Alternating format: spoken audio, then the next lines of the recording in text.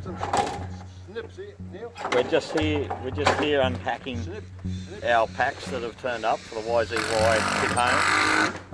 Most important that you try and get your packs as close to the job, just so you're reducing your downtime of travelling from pack to pack to cart it to this actual site.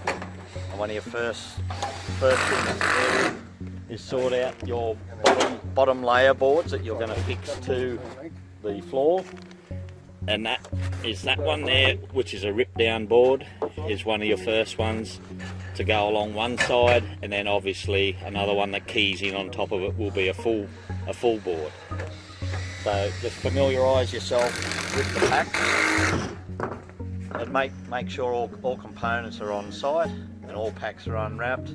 The only one we haven't unwrapped today so far is the doors and the windows, because the weather's not too flash hot at the moment, but we'll get to that shortly. And we'll start pick out all our pieces that we need, and then we'll pre-drill for all our electrical holes and for all our hold down rods.